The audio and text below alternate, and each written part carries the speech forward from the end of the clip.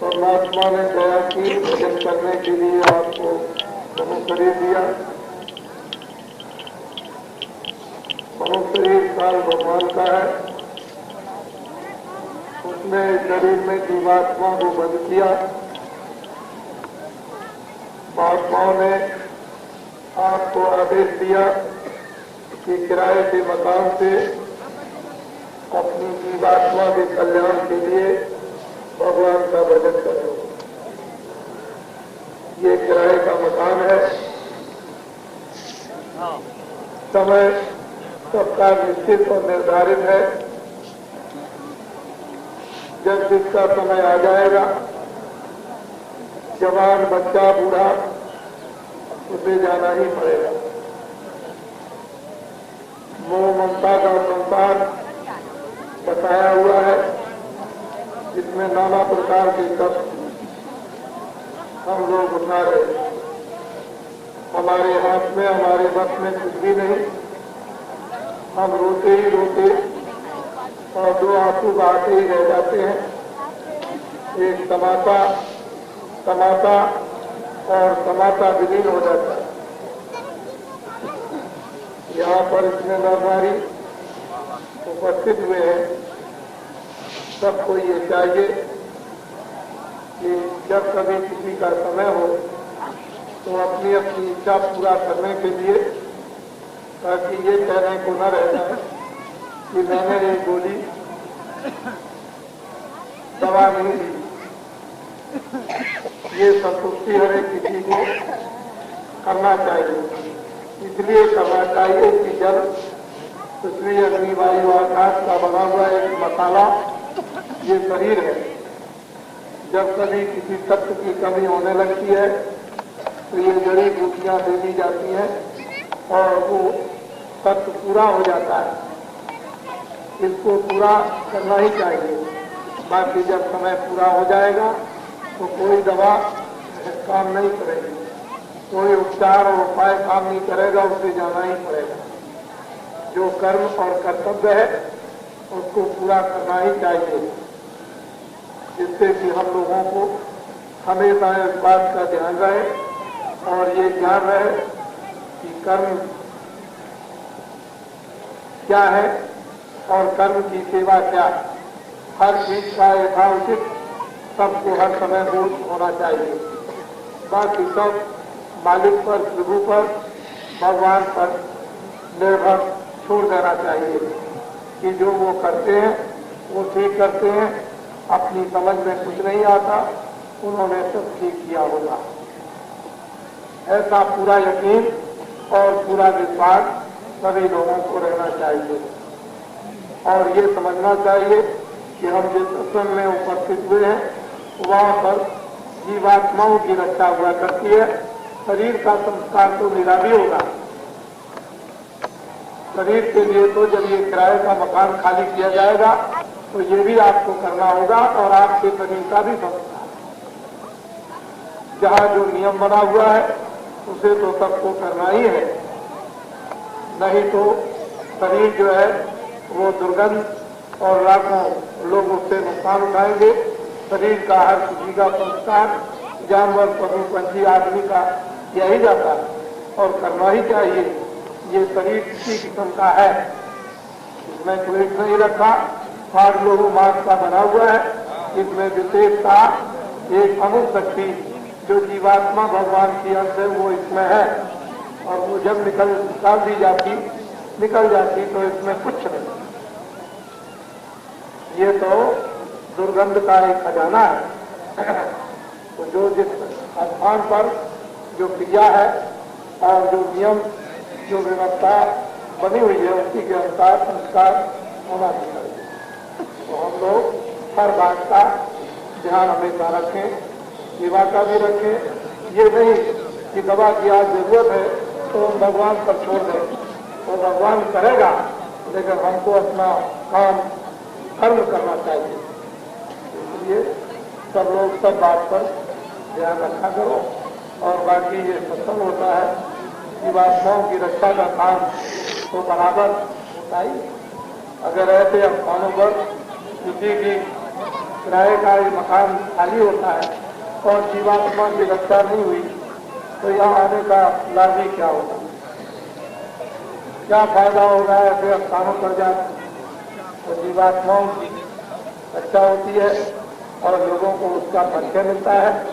लोग जाने के पहले परिचय कर लेते हैं, जाने पर परिचय करते हैं, और उसके बाद जिनको जाने का पहले ही परिचय हो गया तो फिर जाने पर कोई बात नहीं। इसलिए ऐसा संबंध प्रगाढ़ और मजबूत और अमित और अटल होता है कि इस संबंध को और दुनिया के सभी संबंध टूट जाएंगे, लेकिन परमार्थ का ये संबंध नहीं टूटता है। ये जब जुड़ जाता है तो सदा जुड़ा ही रहता है। जब तक जीवात्मा सतरूप में न पहुंच जाए तब तक भी बराबर संबंध जुड़ा रहेगा। ये बात संबंध जगत में होने के लिए बड़े ही प्रयास और बड़ी मेहनत, बड़ी तपस्या करनी पड़ती है, लेकिन जब जुड़ गया तो जुड़ गया। और जब वो जोड़ लेते हैं संबंध, जैसे भी होता वैसे किसी न किसी अवस्था में आपसे भगवान का भजन करा दिया जाएगा। जो कर्मों का जो बोझा अनेकों युगों और जन्मांतरों का जो रखा हुआ है वो भी धीरे से ही उतार दिया जाएगा। जिस अवस्था में भी रहोगे, महात्माओं ने हर तरह की अवस्थाओं को रखा कि जो आज भजन नहीं कर सकते हैं, मटरगस्ती करते हैं, मटरगस्ती करते हैं कि हमको तो महाराज मिल गए, हमको भजन करने की क्या जरूरत है, और बड़े पैसे वाले और वो पैसे के उस आराम कल्बी में भजन नहीं करते हैं तो दोबारा फिर उनको गरीबी में जन्म दिया जाएगा तो वहां दूर बैठ के भजन करेंगे। लेकिन भजन करा दिया जाएगा, भजन कराया जाएगा, इससे आपको दिक्कत है। उसकी चिंता आपको करने की जरूरत नहीं है। जिसमें आपकी चिंता की है वो अपने आप कर रहा और करेगा। तो अभी अच्छा है कि सामने भजन करो, बहुत अच्छा है। जिस तरह से भी हो, अमीर गरीब पढ़े लिखे अनपढ़, अभी सामने भजन कर लो। मेहनत कम और मजदूरी बहुत ज्यादा। परमात्मा का धन कम मेहनत पर मिल जाएगा और जल्दी रास्ता कट जाएगा, और बाद में मेहनत ज्यादा करनी पड़ेगी। तब तुम कहोगे तो महात्मा इसीलिए बार बार जोर देते हैं कि सामने कर लो तो जल्दी काम बन जाए और जल्दी सफाई हो जाए और जल्दी रास्ता घर में कोई जाने में बिगड़ बाधा खड़ा न करे। लेकिन ये है कि मटरगस्ती करते हैं कि हमको तो महाराज जी मिल गए, अब हमको क्या, हमारी पर रक्षा हो जाएगी। समझ लो,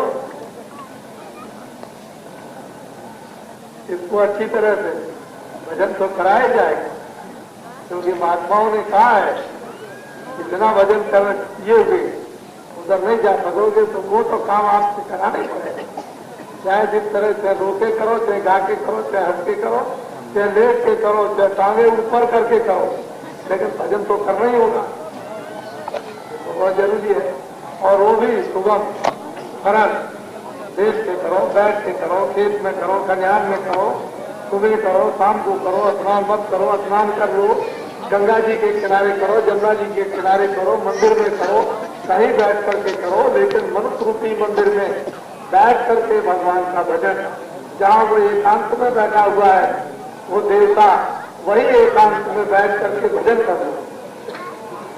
ये तो काम आपको करना ही है।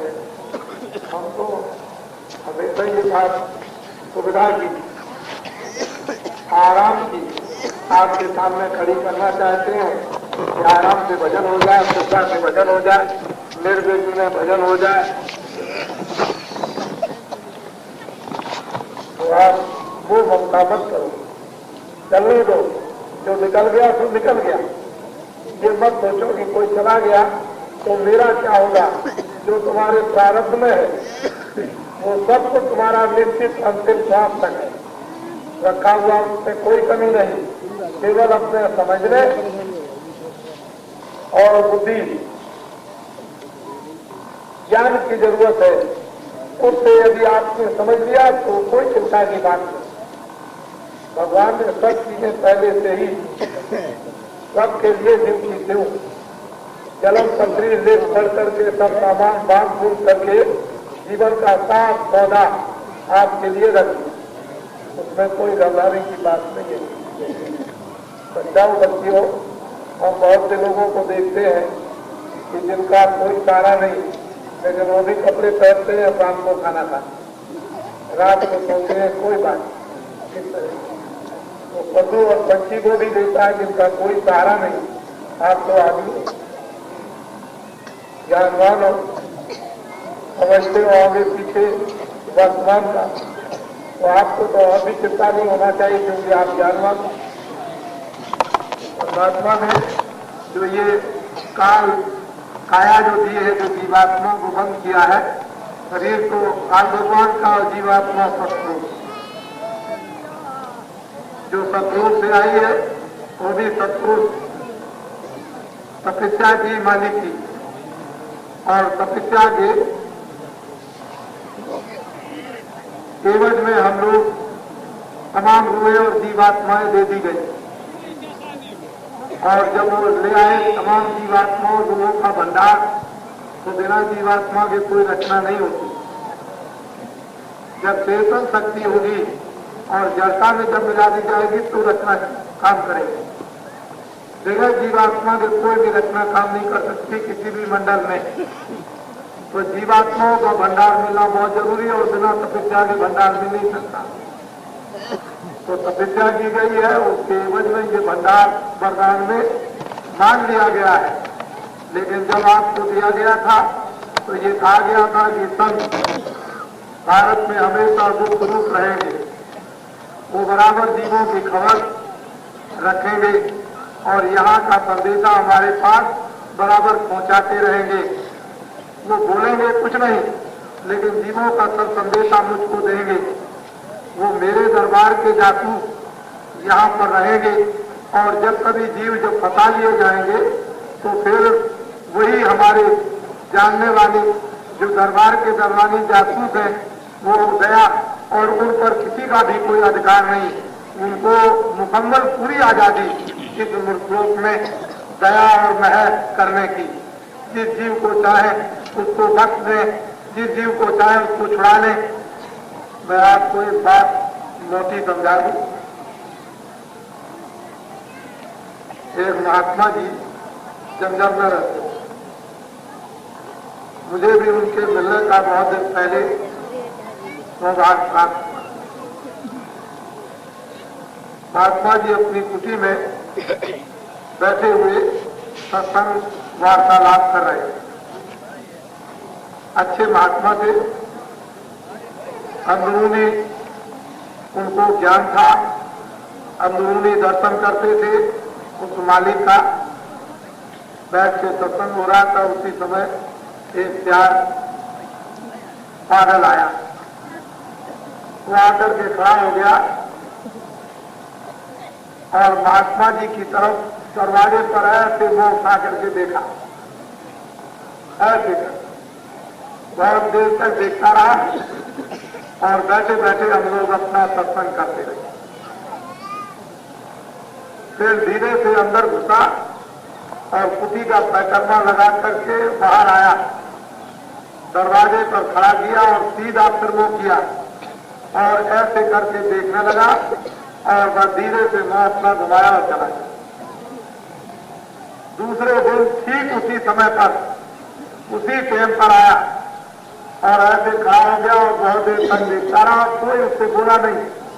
और फिर अंदर आया, कुर्सी का परिक्रमा लगाया, दरवाजे पर खड़ा हुआ और फिर देखा और चला गया।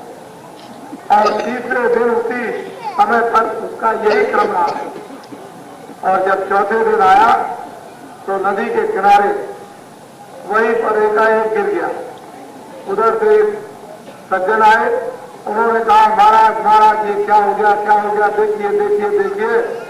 बस उठ करके बाहर आए तो छटपटा रहा था। इस तरह से महात्मा जी ने उसको हाथ लगाया तो छटपटाना उसका बंद हो गया। और उन्होंने क्या काम किया कि उसके कान पकड़े और पांचों नामों को पूरा उन्होंने उपदेश सुनाया, पूरा भेद उसको सुनाया मौत के वक्त में। और भेद सुना करके बस वो छटपटा रहा था, चुप हो गया और उसी अवस्था में उसने अपने शरीर को छोड़ दिया। महात्मा जी खड़े होकर के इतना रोए कि गांव के लोग लगभग 1 मील दूर से सब के सब इकट्ठे हो गए कि आज क्या हो गया कि इतना जोर से रोए, क्या आफत आ गई।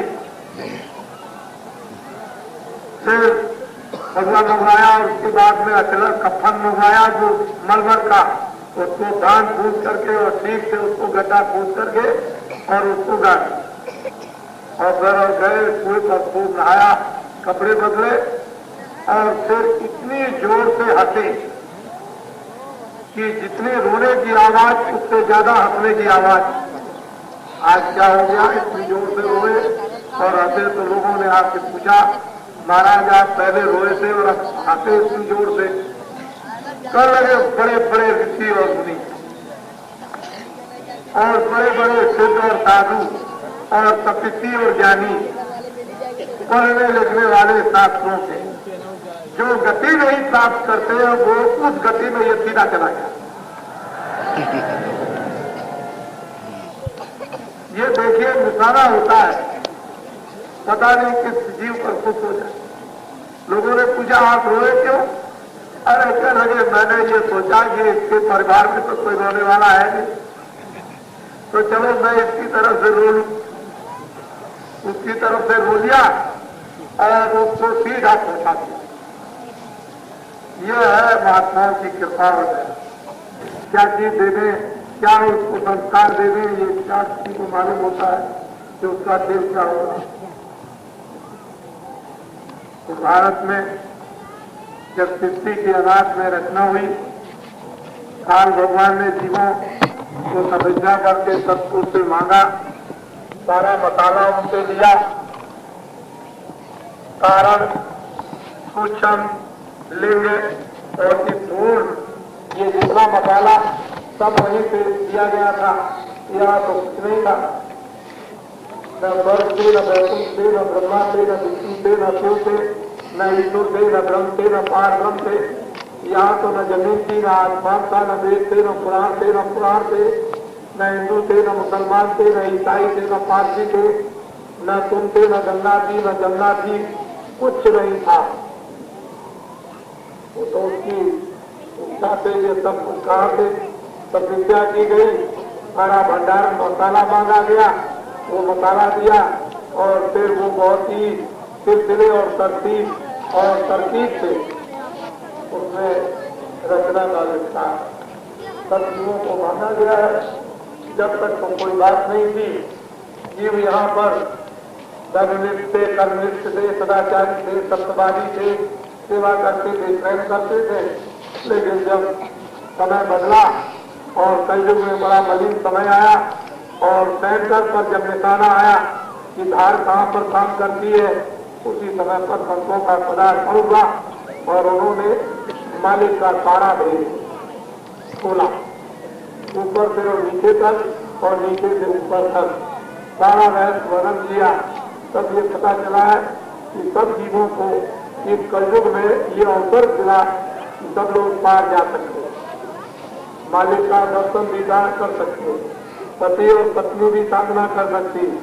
पहले धर्म पुस्तकों में पत्नियों को साधना करने का अधिकार नहीं था, लेकिन कलयुग में विधान बदल गया और दोनों को अधिकार दे दिया गया कि तुम भी साधन करो, तुम भी, और जल्दी से अपनी जीवात्मा को निर्मल करके और निकालो और अपने नाम धुनी को पकड़ो, नाम कमाई करो, जीवात्मा को नाम के साथ जोड़ दो और जल्दी से जल्दी अपने घर में पहुंचो।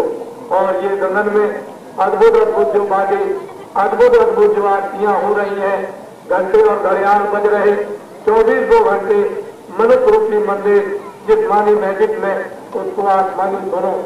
इतना मंगलमय गाना बजाना उसका हो रहा है और उसको सुन सुनकर तुम कितने मस्त हो जाओगे, कितने दीवाने हो जाओगे। इस दुनिया को उसकी मस्ती में, उसके सुनने में बिल्कुल भूल जाओगे। पता ही नहीं है, कोई आप पागल नहीं हो गया। लेकिन ये है कि जरा सी मस्ती चढ़ी उधर की और इधर का होश गुम, तो लोग उसको क्या कहते हैं, पागल हो गया, इसका दिमाग खराब हो गया। क्या इसकी बुद्धि में हो गया? बुद्धि में नहीं हो गया, वो जरा सा नशा उसका थोड़ा सा बौछार के रूप में चला, बस उधरी से इधर से सब चीजें भूलने लगा। तो हम लोग कहते हैं कि पागल हो गया। जब धीरे से नशा उसका थम हजम हो जाएगा तो ठीक हो जाएगा। ऐसा होता है, धीरे धीरे नशा अपनी जगह पर आ जाता है और वो जब नशा अपनी जगह पर आ जाएगा और कम, तो फिर बुद्धि ज्ञान में काम करने लगेगी। भौतिक ज्ञान में जीवात्मा पर तो नशा चढ़ता ही है, लेकिन हम लोग ऐसा समझ बैठते हैं कि ये पागल हो गया। इंतजार करो, पागल नहीं हो गया। पागल की अवस्था में उसको मत भर्ती करो, बल्कि उसको इस अवस्था में भर्ती करो कि परमात्मा का इसके ऊपर में कोई वो क्लोरोफार्म कुछ नहीं। क्लोरोफार्म तो सुना दिया 10, 5, 15 मिनट नशा रहेगा, लेकिन ये ऐसा क्लोरोफार्म है कि जब ये सुनाया जाता है, जब ऊपर से उतरता है तो ऐसा होता है कि बदहूस कर देता। वो तो महात्मा रहते हैं तो बराबर कंट्रोल करते रहते हैं बंदोबस्त, नहीं वरना तो अगर चढ़ जाए तो खत्म हो जाए। तब तो सभी लोग उठ करके भाग जाए कि ऐसा ऐसा नशा करा दिया जाता है कि वहां पर उतरता ही नहीं। इसलिए थोड़ा सा सावधानी बरतनी चाहिए और महात्माओं के इतिहास को देखना चाहिए। तो घंटे घड़ियाल मामूली बस्ती है, ये मंदिर उसी के नमूने है। इसीलिए ये बजाकर आपको बताया गया था कि इसमें बज रहा है, जरा सुनो तो इस शहर गांव में, अरे जैसे कुंज गली में जरा सुनकर के देखो कि क्या क्या गाने बजाने पड़े। उस प्रभु के 24 घंटे हर क्षण अद्भुत हो रहे हैं और जब वो बजने लगेंगे तो ये कुछ नहीं सुनाई देंगे। तो इतने जोर और शोर के साथ बजते हैं कि अगर तुम उधर चले गए तो वो सब आपको अपने में मिला लेंगे। और फिर वो देवी और देवताओं की जो लीला और नाच और रंग, वो नृत्य जो होता है, डांस, वो ऐसा अद्भुत अद्भुत होता है कि नारद जब उधर चले गए तो उसी को देखते रह गए, उसी को देखते रह गए। ऐसा ऐसा नाच और नृत्य होता है। तो जब वो दृष्टि जब खुल जाती है तब ये सबको दिखाई शुरू से ही देने लगता है और सागर उस दृश्य को देखकर बात बात और धन धन अपने को होने लगते हैं और हो जाते हैं। ये आज तो गोपनीय भगवान का भेद, ये रहस्यमयी उस खुदा का राज, ये जिस्मानी मैजिक में दिया जा रहा है, बताया जा रहा है, सुनाया जा रहा, समझाया जा रहा। और वो गंदगी के जो पर्दे हैं मैलाई के, वो धीरे से उतारे जा रहे हैं। मैल और गंदगी हटते ही खबर उस आलम का, उस स्थिति का आपको मिलने लगेगा। यह है नशा, आनंद, ज्ञान जो फकीर और महात्माओं की हमेशा मिलता रहा, ये तय है। लेकिन हम लोग इसको नहीं समझते हैं, दूर रहते हैं और महात्माओं के पास में जाए तो क्या क्या नहीं मिलता। सब कुछ महात्माओं के दरबार में होता है, सब कुछ दे सकते हैं, कोई ऐसी चीज नहीं जो उनके पास नहीं होती। लेकिन लेने का तुम्हें कोई ज्ञान नहीं, रास्ता नहीं लेने का, लेकिन सब कुछ ले सकते हो। लोग ऐसा सोचते हैं कि डंडा मार के दिया जाए, डंडा पे वो नहीं मिलता। वो ऐसा नहीं कि डंडा मार करके ले लो, डंडा मार दोगे तो घर में भी कोई चीज बाहर की नहीं दे सकते। तो वो चीज है, सब चीजें उनके दरबार में महात्माओं से रही हमेशा मिलती रही। जब जरूरत इस मंदिर में बैठकर अनंत दुखियों को सुनो, अनंत बांसुरियां भिन्न भिन्न तरह तरह की बज रही, उनको सुन करके तीनों लोग मोहित हो जाते हैं। मृत्यु की बात तो छोड़ दीजिए, देवी और देवता मोहित हो जाते हैं। जब ये जीवात्मा दोनों आंखों के ऊपर जब सिमटाव करके और ज्ञान चक्षु दिग्नेत्र शिवनेत्र खोलती है तो देखती है कि इसके स्वागत के लिए बड़े बड़े विधान मरियों से हीरे की क्या तारीफ करूं, उस रोशनी की क्या आपको महिमा बताऊं। ऐसे ऐसे विशाल कारीगरियों से, कारीगरी को यहाँ कोई बनाने वाला है ही नहीं। ऐसे देवी और देवता स्वागत के लिए इस रूह और जीवात्मा के लिए दरवाजों पर खड़े, जगह जगह बड़े बड़े जय जयकार विशाल दरवाजे कारीगरियों और रोशनियों से भरपूर सुसज्जित शोभित किए हुए। जब ये इधर से रूह और जीवात्माएं उधर में जाती हैं तब इसका स्वागत होता है और आप यहाँ जरा जरा से स्वागत ऐसे ऐसे बड़े बड़े शहर, ये काफी शहर क्या है, पूरा कचरा। काफी शहर तो मलमूत्र में नालियों में बैठा है, उधर मलमूत्र का नाम नहीं। ऐसे ऐसे शहर मलमूत्र और बालू का कहीं कण भी दिखाई नहीं देता है। जब उन शहरों में उधर में आप परामर्श कीजिए, बड़े बड़े शहर देखते देखते देखते देखते आपसे कितने युग बीत जाए तब भी उन शहरों को आप नहीं देख सकते हो। ऐसे ऐसे कारीगरियों के शहर और इतने इतने बड़े बड़े बाग और बगीचे कि सारी दुनिया को एक छोटे से बाग और बगीचे में धर दीजिए तो कुछ नहीं है। ऐसे बाग बगीचे और वो अंगूर और गुच्छे और वो सेब और वो नाशपातियां, वो क्या रस भरी और क्या लगी चमकती और चमकती कि सूरज और चांद भी तुम्हारे अरबों और खरबों लज्जित हो जाए। ये खजाना उस सतपुरुष ने आपके लिए सरल से ही भरकर रखा था।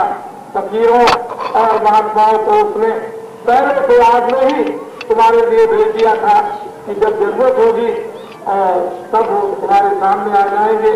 नई जरूरत होगी तो तुम्हारी देखभाल संभाल मिन्नत और प्रार्थना तुम्हारे दुख और दर्द को सुनने वाले वहां पर रहेंगे।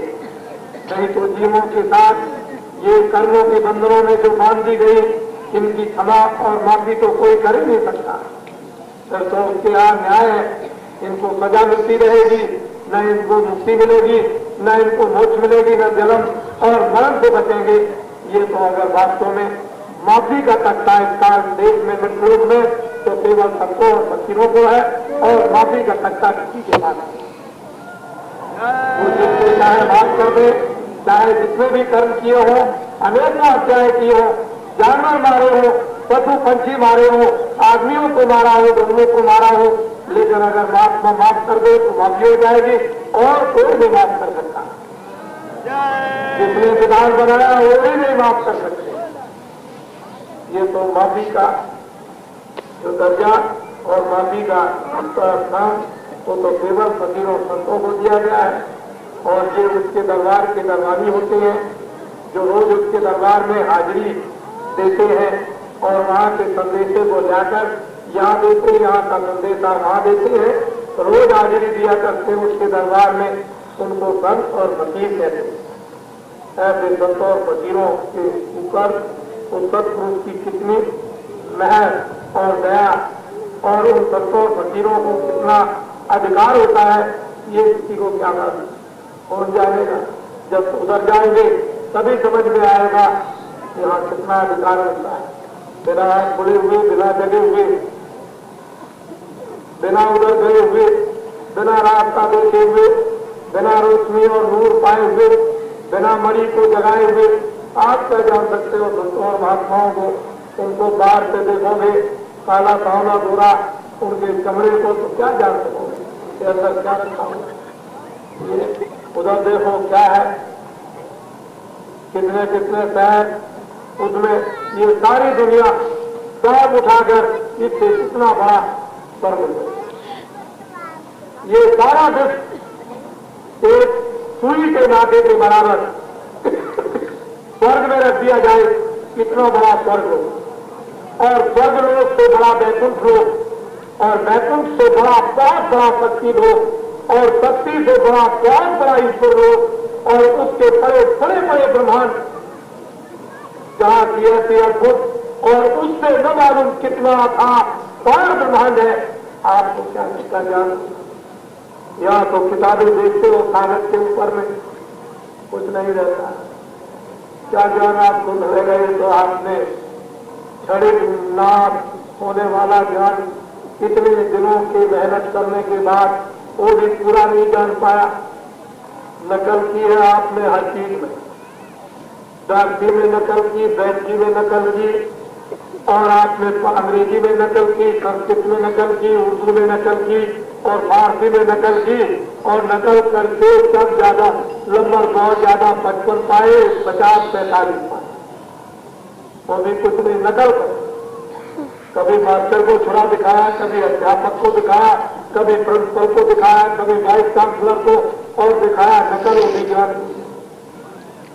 वो भी ज्ञान भी तो ज्ञान नहीं पाया, अगर बुद्धि का ज्ञान भी प्राप्त कर लेते तब भी है। और ये ज्ञान इतना है जहाँ मन को खोना है, जहाँ बुद्धि को खोना, जहाँ चित्त को खोना, जहाँ काम को खोना, जहाँ क्रोध को खोना, जहाँ लोभ को खोना और अहंकार को खत्म करना है। और ये काम क्रोध लोभ मोह अहंकार और ये जो कर्मों का अपमान, इसको जलाना, तब ये ज्ञान बच्चा। अभी तो आप इस ज्ञान में जरा भी नहीं आए हैं, तो ज्ञान को कैसे मिल जाएगा। ये सूरज का चीज है कुछ नहीं, ये उस सूरज का ये तो प्रतिबिंब है, उस सूरज का ये प्रतिबिंब है छाया, ये सूरज नहीं है। सूरज कहीं अलग है और उसका प्रतिबिंब करता है, और उस प्रतिबिंब का ये प्रतिबिंब है। ये जब ये प्रतिबिंब आपने देखा होगा कि एक शीशे को लीजिए और ऐसे कर दीजिए तो कमरे के अंदर उसका प्रतिबिंब चला जाता है, रोशनी हो जाती है। वो सूरज कहीं उसका प्रतिबिंब और उस प्रतिबिंब का ये प्रतिबिंब है। यही चंद्रमा और तारा गणों का इतना बड़ा मंडल है कि उस तारा गणों का प्रतिबिंब एक आकाश से पड़ता है, और उस आकाश का प्रतिबिंब दूसरे आकाश पर तब आपको दिखाई देता है। आपको वो लोग क्या पता चलेंगे बच्चा, आपको कुछ जान नहीं सुनने के लिए तो आए नहीं और रहने के लिए आए। हम क्या सुनाए आपको, हम तो धीरे धीरे कुछ कहने और सुनाने के लिए तैयारी कर रहे हैं। जब आपको शहरगाह में ले जाएंगे और ले चलेंगे आपको उधर, तब आपको पता चलेगा ये क्या है। तो अभी तो शहरगाह में उन लोगों में जाने की तैयारी का सामान इकट्ठा किया जा रहा है कि धक्क के, पटक के, भगा के, दौड़ा के, इधर से उधर से और हर तरह से आपको क्या कर दिया जाए। आपको तो कोई है और राज भगवान का कुछ मालूम है नहीं है, लेकिन अब क्या करें, अब तो फंस गए, फंसा लीजिए। देखो सीधी बात तो हमारी समझ लो। एक पंडित जी जा रहे थे जंगल, चलते चलते चलते चलते चलते चलते चलते चलते रास्ते में एक आदमी मिला उधर से आ रहा था जामुन खाता हुआ, बड़ी बड़ी जामुन। पंडित जी ने बोला कि अरे भाई तुम क्या खा रहे हो, तुम्हारा मुंह हो गया है लाल। अरे कह लगे पंडित जी क्या बताएं, ऐसी जामुन रसगुल्ला है कि अगर खाइए तो क्या है भाई कहाँ मिलेगी। कह लगे कि आगे चले जाइएगा, कोई पेड़ मिलेगा तो आप वहां ऊपर और नीचे देख लेना, बहुत सी गिरी मिलेगी, और ज्यादा खाना हो तो चढ़ जाना, ऊपर हिला देना। पंडित जी यही सोचते समझते चले गए। चलते चलते चलते चलते चलते चलते एक पेड़ मिल गया। तो गुगड़ीला एक जानवर होता है, कीड़ा काला काला, तो गोबर इकट्ठा किया करता गोल गोल। तो पंडित जी ने सोचा कि यही है जामुन। तो गुगड़ीले को जब वो पकड़ने लगे कीड़े को तो चू चू करने लगा। तो पंडित जी कहते हैं कि देख चू करे या मुंह करे, काले कालों को एक को भी नहीं छोड़ूंगा। चू करे या मुंह करे, कालों कालों को एक को भी नहीं छोड़ूंगा। समझ रहे हो आप? तो बच्चा कहीं फंस गए तो चाहे चुप करो चाहे मुंह करो, निकलना मुश्किल है। समझ लीजिए, और निकल नहीं सकते आप। अभी क्या हुआ, अभी तो ऐसा जाल तैयार कर रहा हूं, छोटा बड़ा 5 किस्म का, 2 किस्म का नहीं 5 किस्म का, छोटी से छोटी और बड़ी से बड़ी, ये सब मछलियां फंस जाएंगी। आप घबराइएगा नहीं, ऐसा जाल तैयार किया जा रहा है तो निकलना होगी। और वो मैं अभी भेद की बात बताऊंगा नहीं, अभी तो जाल ये गंगा रेती पर जहां पर काशी विश्वनाथ एक समय पर विराजमान है, 11 दिन तक जाल बनाया जा रहा, जाल तैयार किया जा रहा, और अभी तैयार हुआ जाता है। घबराइए नहीं, फिर देखिए जब जाल फेंका जाएगा तो देखिए, मैं तो आपको दिखाई दूंगा उसमें क्या बात है। हमारी तो आपके सामने ही है, आपको वो क्या पता चलेगा, क्या मालूम होगा।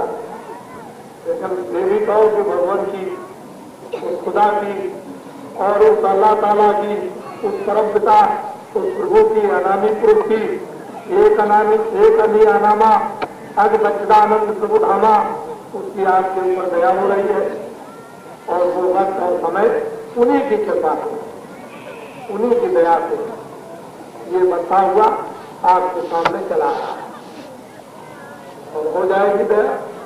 प्रार्थना भक्तों की कभी व्यर्थ नहीं जाती। जो सच्चे हृदय से अपने भगवान से प्रार्थना करते हैं सबके लिए, उनकी भक्तों की प्रार्थना भगवान हमेशा मान लेते हैं। इतना इसलिए होता है भगवान का भक्तों के साथ, भक्त होते आए भगवान भक्तों के बस में होते आए। ये कहावत कोई मिथ्या नहीं है, सत्य जो सत्य है। और भगवान इतने दयालु और इतने भक्तों के भक्त होते हैं कि भक्त पृथ्वी पर पैर रखते हैं तो उनका हाथ नीचे होता है, और कैसा हाथ पड़ता है कि रुई से भी ज्यादा कोमल, कि ताकि हमारे भक्त को कोई कष्ट ना हो।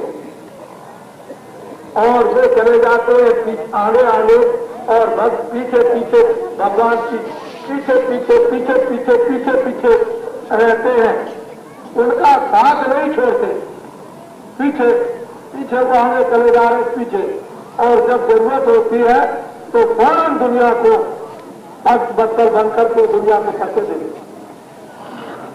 यह है भगवान का प्रण, भगवान की टेक, भगवान का काम, भगवान का परिचय। तो जो होता है तो आत्माओं के लिए होता है। बहुत अच्छा हुआ तो घड़ी आई,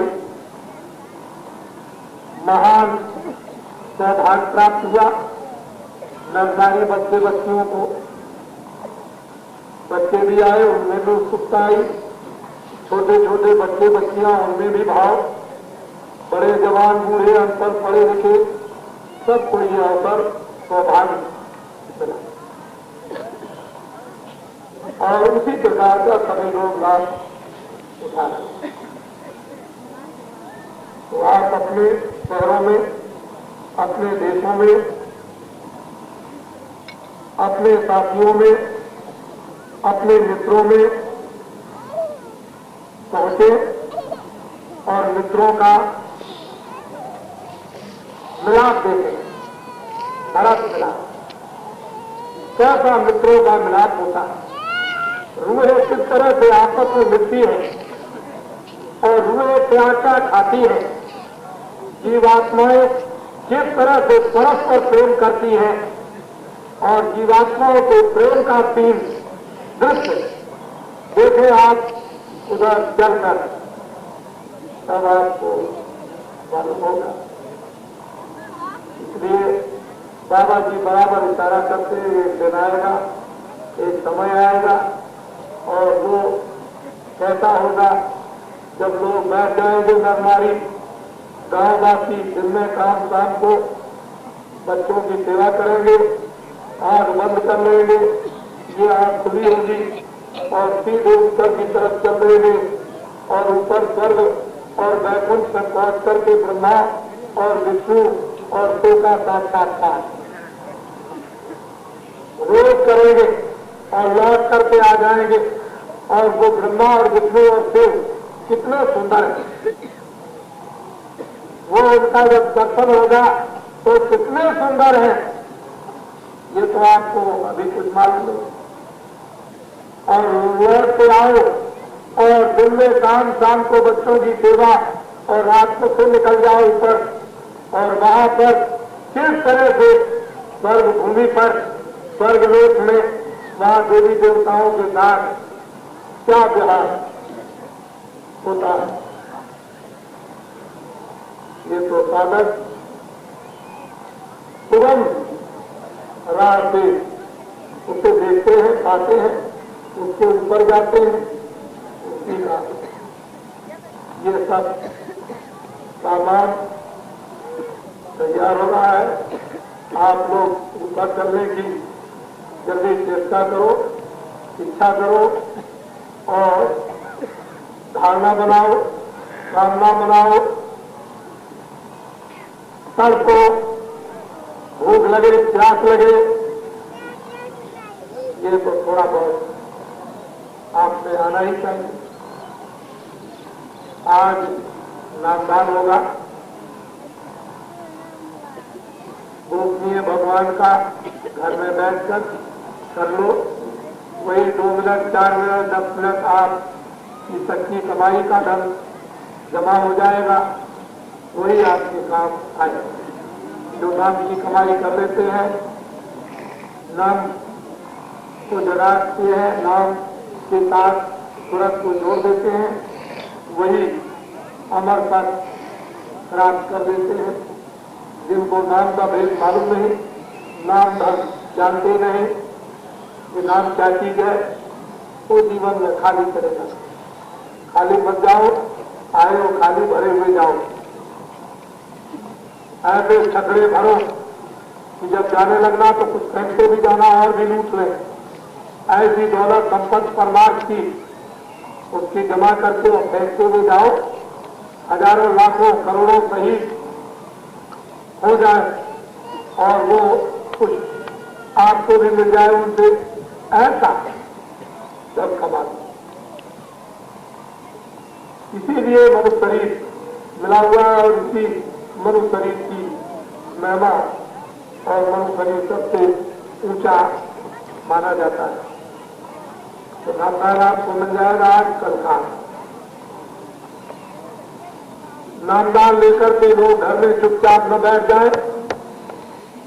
शराब और ताड़ी को तो आपको छोड़ना ही पड़ेगा। मांस, मछली, अंडे ये भी आपको छोड़ने पड़ेंगे। महात्माओं ने कह दिया है कि जब तक अपने घर में न पहुंच जाओ, सच्चा रास्ता न मिल जाए, सच्चा बताने वाला न मिल जाए, एक नहीं 1000 आपको राह बताने वाले जब तक न मिले तब तक 1001 और जब सही जगह पर पहुंच जाओ तो अपना जो कुछ भी हो सब कुछ उसको हवाले कर दो, दे दो अपना जो अपने पास में हो, और उसकी चीज उससे ले करके और जल्दी से अपना काम करो। इसमें कोई दोष नहीं, किसी तरह का भी कोई दोष नहीं, किसी को भगवान के पाने के लिए कोई दोष नहीं लगता। जो भगवान के पास जाना चाहते हैं उनको कोई पाप नहीं करता, जो भगवान की इच्छा करते हैं उनको पाने के लिए पाप कर जाया करता, पाप लगता नहीं है। ऐसा आपको किसी ने बहका दिया हो अज्ञानता से, वो तो बात अलग है। दत्तात्रेय का मिसाल है कि उन्होंने किस तरह से ज्ञान दोस्ती कितने दिन पास गए, और जब अंत में वो मिल गए तो सब कुछ उनमें समर्पण कर दिया और फिर दत्तात्रेय ने अपनी वस्तु को प्राप्त किया। ऐसी बहुत सी नजीरें और मिसालें भारतवर्ष में हम लोगों के लिए हैं, लेकिन नहीं समझते। मुसलमान भाई ऐसा समझते हैं कि हमको मुसलमान ही मिलना चाहिए, हिंदू ऐसा समझते हैं कि हमको हिंदू ही मिलना चाहिए, और जातियों के लोग ये समझते हैं कि मुझको मेरी जाति का ही मिलना चाहिए। तो आप तो कृष्ण भगवान का मंदिर बनाकर पूछते हो, वो तो यशवंती थे, और राम का मंदिर बनाकर जो पूछते हो आप तो ब्राह्मण है, वो क्षत्रिय थे। आपको तो ये बात कुछ मालूम नहीं है कि बहुत कौन थे, ईसा मसीह कौन थे, और उस समय पर मोहम्मद कौन थे। मोहम्मद तो कोई मुसलमान थे नहीं। मीराबाई चतरानी थी तो रैदास की कौन वर्ण में थे, ये तो आप जाने। कबीरदास जी कौन थे, कहते बुलाए थे। तरह तरह के समय समय के आपने मंदिर बना रखे हैं, वो किसी भी जाति और किसी कैद खाने में नहीं। उस भगवान को कोई बांध नहीं सकता है कि तुम मेरी जाति में रहोगे। वो किसी भी मनुष्य को बना सकता है, जो निर्मल हो गया उसी पर बैठ जाएगा, वो क्या को बने। आपने उसको बंधन में रखा है, इसलिए आप उससे दूर हो गए हो। बंधन मत, निर्बंधन बनो। भगवान की तरफ से कोई जाति नहीं, भगवान की तरफ से कोई नामकरण संस्कार नहीं, भगवान की तरफ से कोई विद्यालय नहीं। ये सब कुछ विद्यालय हमने बनाए संसार की बुद्धि के विकास के लिए, और संसार की वस्तुओं को याद कराने के लिए। उसमें कोई रिश्तेदार नहीं बनाए, और उससे कोई पति और पत्नी का संबंध नहीं, ये सामने जोड़ा। भगवान की तरफ से कोई झगड़ा आपको नहीं दिया, ये कोई झगड़ा आपने अपने आनंद के लिए आपने खुद बना लिया और बता लिया, और उसमें आप फंस गए। अब रोते और झगड़ते हो, तो आपको तो ये बात सोचनी है कि क्यों किसी से लड़ते झगड़ते हो। न कोई हिंदू है, न कोई मुसलमान, न कोई ईसाई। ये बना ये है और ये है। कब्रिस्तान में ये राख कर दिए, वो दफना दिए गए, उनको हुए या और कहीं डाल दिया गया। ये तो सबकी अवस्था है आपका, उसकी तरफ से कुछ नहीं। जिसमें तो ये है हार मारता, उसको इस तरह से नाश करा दिया, तुम जात पात से बच कुछ नहीं। जात पात जो खोएगा वो हरि को पाएगा। जात पात के बंधन में फंसेगा, उसको कभी भी भगवान नहीं मिलेगा। इसलिए आप अपनी अपनी जगह पर रहो। मैं ये थोड़ी कहता हूं कि आपको चौके में कोई रोटी बना जाए, अपना बनाओ, अपना खाओ। एक मुसलमान थे, दो दोस्त थे, 30 साल तक कभी नहीं मिले। बड़ी दोस्ती थी बचपन में उनकी, एक दूसरे के साथ रहते थे, और जब कभी भी चैन नहीं पड़ती थी, 4-4 मील उधर जाना उधर जाना। बहुत दिनों के बाद कोई ऐसा समय आया, मिलना जुलना उनका बंद हो गया, और 20 साल तक नहीं मिले। एक दोस्त पर कुछ गर्दिश आई, उसने सोचा कि चलो अपने बहुत दिन हो गए अपने दोस्त से नहीं मिले। तो गरीब बेचारा जो अपने दोस्त से मिलने के लिए जब गया, 4 ही मील उसका घर था, ज्यादा दूर नहीं था, लेकिन 20 साल से नहीं मिले। तो दोस्त जो है वो हुक्का पी रहा था। तो दूसरे दोस्त ने कहा कि वालेकुम सलाम। तो वो जो हुक्का पी रहे थे कहते हैं ये रखा है हुक्का, ये रखा है हुक्का। वालेकुम सलाम, ये रखा है हुक्का। चल गए आपके बाल बच्चे राजी खुशी, तो वो मित्र कहता है कि तुम्हारे जाने जियो या मरो, अपना अपना भरो और पियो, अपना अपना हुक्का भरो और पियो। जो मैं पीता हूं वो मैं आपको नहीं दे सकता। ये दूसरा हुक्का रखा है, अपना भरो और पियो, तुम्हारे जाने बाल बच्चे जिए और मरे। तो ये दुनिया बड़ी खुदगर्ज है, ये बड़ी मतलब की है, बड़ी स्वार्थी है। आपको ये पता नहीं है, 1 मिनट में धोखा दे देगी। ये ऐसी धोखेबाज है, स्वार्थ मीत सकल जगमाही स्वप्न एक परमारथ नहीं। ये ऐसी स्वार्थ की दुनिया है कि जरा भी कहीं भी दोस्त नजर नहीं आते और परमार्थ का तो नाम नहीं। सारा संसार तो ये देखा कि धोखा देता है और उसी धोखे के लिए आपको तो कैसे हो जाएगा। परमार्थ का नाम नहीं है। तुमको तो उन्होंने फंसा करके बाजार में छोड़ दिया, अब तुम चिल्ला रहे रो रहे हो। परमार्थ की कहां बात है? परमार्थ तो उनके साथ मिलेगा जिनका प्रेम, जिनका इश्क, जिनकी लगन, जिनकी मोहब्बत, जिनकी आसनाई उससे हो गई, उनके पास में परमार्थ मिलेगा, वहां स्वार्थ नहीं। तो स्वार्थ रस परवार विरोधी लंपट काम लो बच्चों। बड़े कामी है, बड़े क्रोधी है, बड़े झूठे हैं और स्वार्थ में रथ है। दो विप्र तंत्र माने आप गए और नहीं खाने। आप तो नरकों में 84 में जा ही रहे हैं, लेकिन वो सज्जनों को, विज्ञानों को और महात्माओं को बिल्कुल नहीं मानते।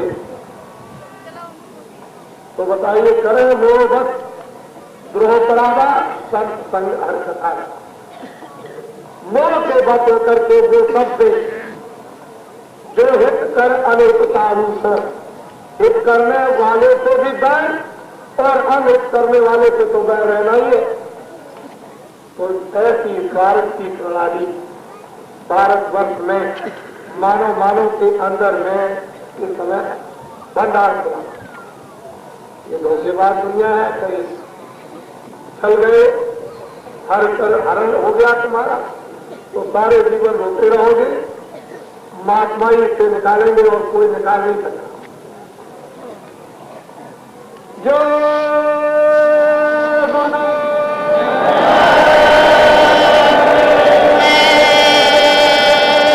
कितने लोग यहाँ पर बैठे हुए हैं, इससे भी ज्यादा बाहर इस धरती पर गंगा तट काफी गंभीर गंगा तट पर इस धरती पर इस बालका की रेती पर इतना आदमी आएगा जो काफी के इतिहास में नहीं आया।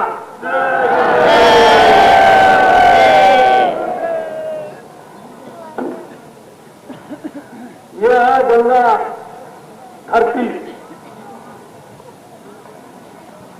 ये पर्व लगा हुआ है, पर्व अपने धर्म का, आध्यात्मिकता का ये पर्व लगा हुआ है। पर्व मनाया जा रहा इस स्थान पर इस जन समुदाय और जनता जनार्दन भगवान की इन आत्माओं को देखिए। ये पर्व हो रहा भरद्वाज मूर्खते त्यागा। उस समय पर चंद ही लोग भरद्वाज में गए थे जहां राम का अनुवाद किया गया था, इसमें बताया गया था, वह कुंभ लग गया था। कुंभ से भी बड़ा इस समय पर यह कुंभ जनता जनार्दन भगवान की आत्माओं का विशुद्ध और पवित्र इस समय आपके सामने दिखाई दे रहा। इसलिए सारी जनता जनार्दन समझ गई थी। लोगों ने सोचा था कि बच्चियों को छेड़ेंगे और बच्चियों को छेड़ने के बाद में बड़ा भारी चारों तरफ एक हल्ला होगा कि गंगा रेती पर जिस किसी की बच्चियां जाएंगी वो वहां पर खेली जाएंगी। लेकिन आपको ये पता नहीं था कि काशी विश्वनाथ बम भोले ने पहले से इंतजाम कर दिया। किसी की बच्चियां देवी नहीं खेली जा सकती है। यही तो ये खेल है जो लोग सोचते थे कि हम अपनी बुराई को बम भोले हरिहर के नाम से दादाजी को गंगा नदी से उड़ा देंगे। ये हवाबाजी चलने वाली एक भी नहीं। इस बम भोले को 11 दिन तक यहाँ पर रखा गया है, जिनके स्वप्न पर इतने बड़े जन समुदाय को यहाँ पर लाया गया और वो बम भोले यहाँ पर उपस्थित है और उनकी वो समाधि अब तक बम भोले शंकर जी की लगी हुई। वह ये कहा गया था कि हरिहर बोलने पर वह सब लोगों को मान रखी है। वो लोग सोचते थे कि भारत में गंगा जी के किनारे कोई आदमी नहीं आएगा। अभी आपने क्या देखा आदमी, लेकिन आपने अपने कुकर्मों को छुपाने की वार्ता पूरी कोशिश की थी, लेकिन ये कुकर्म छुपने वाले नहीं। आप बच्चे और बच्चियों को जरा छोड़ करके तो आप देख लो इस मैदान में, तो आपको पता चल जाएगा। आप अपनी बातों को अच्छा आइए नहाइए, पवित्र पुनीत पर्व में अपने बातों को धोइए, अपनी बुद्धि को धोइए, अपने मन को धोइए। जो बोझा लगा हुआ है उसको उतारिए, अपनी जीवात्माओं का कल्याण कीजिए। ये पर्व लगा रखा है आपके लिए भी।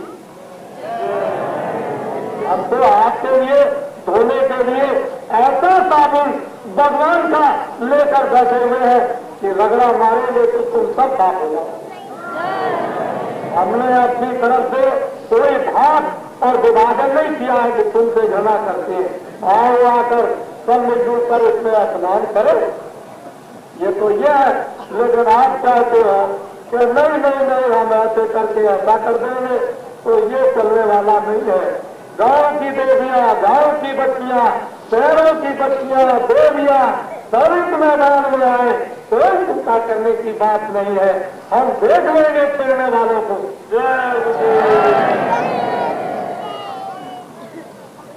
कानून अपनी रक्षा करेगा,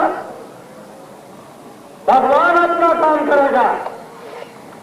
हम किसी की व्यवस्था में कोई बाधा नहीं डालते हैं, न हम मुसलमान की पूजा में, न हिंदुओं की पूजा में, न गंगा की पूजा में, न विष्णु की पूजा में, न देवी की पूजा में, न ईसाइयों की पूजा में।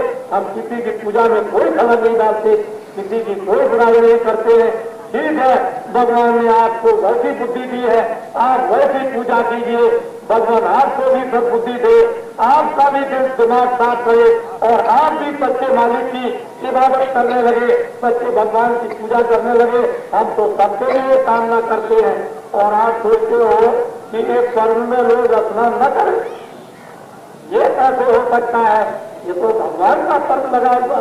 बाबा तो एक आदमी है, हम तो उसकी आपको बात सुनाने के लिए यहाँ पर आए हुए हैं। तो सब लोग करो, हम तो घर की बात करते हैं, ये एक भी बात सुनने वाली नहीं। जन जन की जबान पर जब जय गुरुदेव भगवान का, प्रभु का, खुदा का, अल्लाह ताला का, सर्व शक्ति मान का, उस भवानी पुरुष का ये नाम है। जन जन की जबान का सच्चा आनंद पाएगा। तुम कर्म धर्म अपना भुलाए, गुणों को यही रास्ता बताएगा। ये सब इसी तरह की कोई बात नहीं। हमको सबको नमन, हर किसी को देखो आकर कम से कम नजदीक में आकर के कि बाबा जी कितना और किसको प्यार करता है। अगर बाबा जी प्यार प्रभु का इनको न मिलता होता तो यहाँ पानी में और ऐसी जगह पर यहाँ खड़े रहते। और एक दिन की बात को छोड़ दीजिए, ये तो आप देख रहे हो कि लगभग 2 महीने हो रहा है। ये हालत देखते हो तो आपको तो कुछ सोचना ही चाहिए। यहाँ बालू का कर्ज तैयार किया जा रहा है, कम क्या है उसके सामने। जरा तैयार तो हो जाने दीजिए, और जब इनको बांध करके भेजा जाएगा तो करामात तो भगवान की तब पता चलेगी।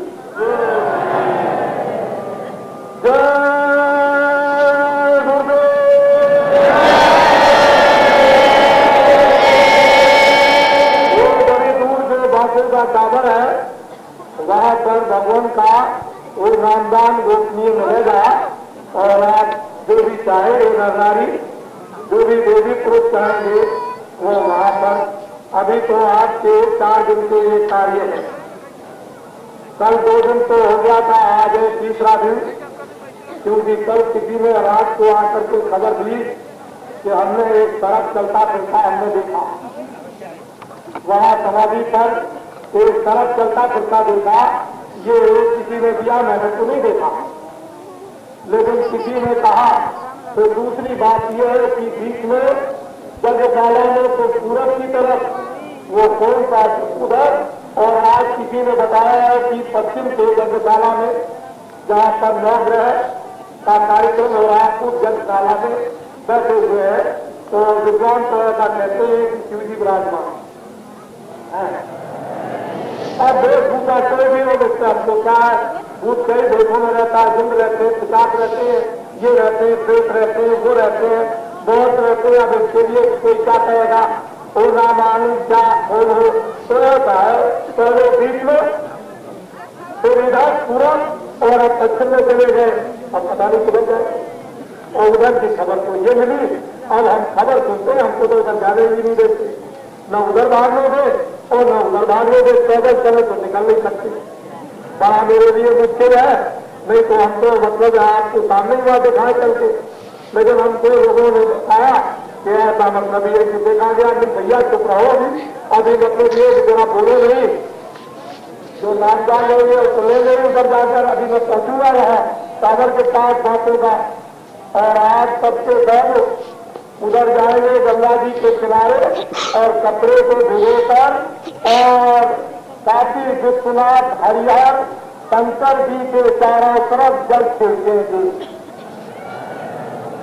आज सबसे सब खड़े हो जाइए, जाने वाले को नामदान उधर